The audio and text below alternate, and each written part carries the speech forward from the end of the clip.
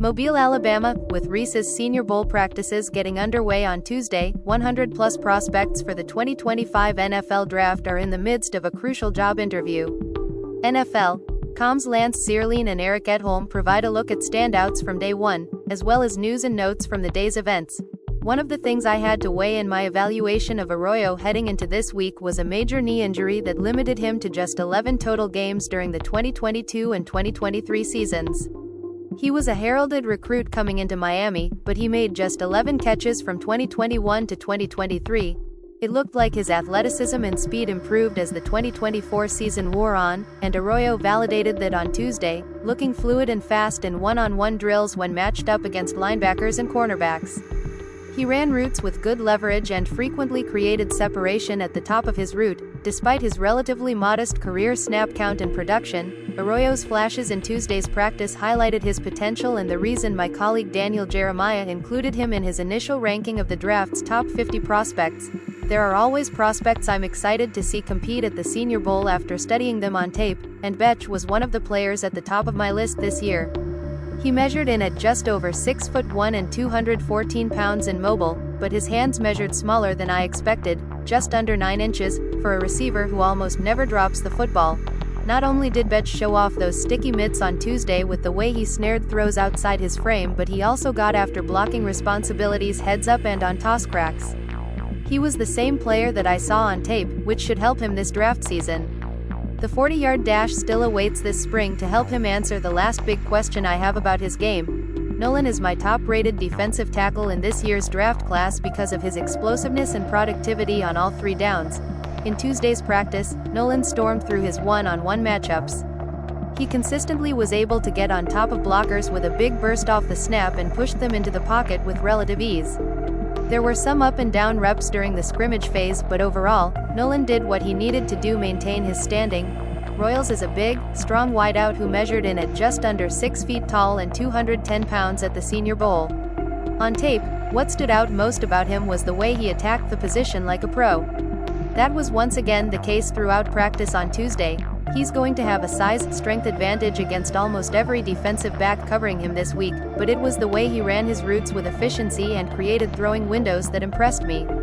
He played inside and outside at Utah State but projects as a tough possession slot in the NFL. North Dakota State had an offensive lineman drafted in the first 4 rounds for 3 straight years from 2021 to 2023, Cody Mauch, Cordell Volson, Dylan Raduns.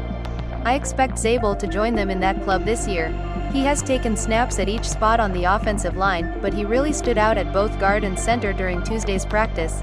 He displayed good core strength and an impressive anchor in one-on-one matchups against powerful interior rushers. He has shorter arms but a good build and the potential to add a few more pounds on his frame. Zabel's ability to offer position flexibility and pass protection value will push him up the board if he continues to play well this week. Tight ends put on a show. As Lance mentioned earlier in this post, Elijah Arroyo was one of the standouts of the first practice on Tuesday, and I had a chance to talk to him and Miami head coach Mario Cristobal about Arroyo's breakout season in 2024. Arroyo finished the first practice with a great catch and was a clear winner from the day. Then the second practice began, and LSU's Mason Taylor was giving Arroyo a run for tight end of the day honors. He's also the son of former Dolphins great Jason Taylor, who was on the sideline watching his son's every move on Tuesday. He's a natural route runner, Jason told NFL Network insider Tom Pelissero. He catches the ball naturally, kinda takes the ball out of the air and doesn't fight it. The younger Taylor, who checked in at number 35 on Daniel Jeremiah's initial top 50, ran great routes and made several eye-opening catches, including a one-hander on a ball from Alabama QB Jalen Milroe that was outside Taylor's frame. Taylor also stood out in the blocking sessions as he tries to prove he's an all-around tight end. Another exciting part, Taylor is still only 20 years old, with plenty of upside. They're getting a really mature guy for his age, Jason Taylor said. Arroyo also is filled with untapped upside. His 2022 and 2023 seasons were marred by a knee injury that held him back, but good health and the arrival of QB Cam Ward helped unlock a lot of that talent in a strong 2024 season. He was healthy. That was the biggest thing, the only thing holding him back, Cristobal told me. Speed, power, size, strength, length, catch radius, ridiculous ability to accelerate and decelerate. Quite frankly, I wish we had him another year. Cristobal believes Arroyo is in the mold of the old Miami tight end, Jeremy Shockey, Greg Olsen, Jimmy Graham, and others, and will be an early impact player in the NFL, even with his interrupted career with the Hurricanes. He's a phenomenal human being, and he's ridiculously smart, which will prepare him well, Cristobal said. He's the total package now that he's healthy. Arroyo said he played last season around 250 to 253 pounds, which falls in line with his Senior Bowl weigh-in of 251. He wants to mold his game after the Lions' Sam Laporta and the Ravens' Isaiah Likely. I feel like they play how I want to play, in the NFL. Arroyo said. The two leading sack artists in the FBS last season, Boston College's Donovan Ezeruaku and Marshall's Mike Green, drew a lot of eyes during the national team's morning practice on Tuesday. And both showed out, but not just as pass rushers. Ezeruaku checked in at 6'2" and 248 pounds. Green measured in at 6'3" and 251. Those are not massive numbers for NFL pass rushers, yet each player set good, hard edges in the run game during Tuesday's session. Ezeruaku fought through Oregon's highly regarded tackle, Josh Conerly Jr., for a win during one run period. Then he beat two tight ends' blocks for a clear victory in team sessions. Green battled against bigger players most of the day but also made his presence felt in the run game, displaying the kind of power that's rare in a player his size. And yes, both players also flashed some terrific speed and pass rush moves in one-on-ones, as well as team periods. Ezeruaku's dip and bend were impressive, showing in practice what he put on tape for most of last season. Green's battles with Minnesota's massive tackle, Ariante Ursary, were some of the best theater in the early part of the day, with each man winning head-to-head battles. But Green never backed down from the physical battles, which will win evaluators over.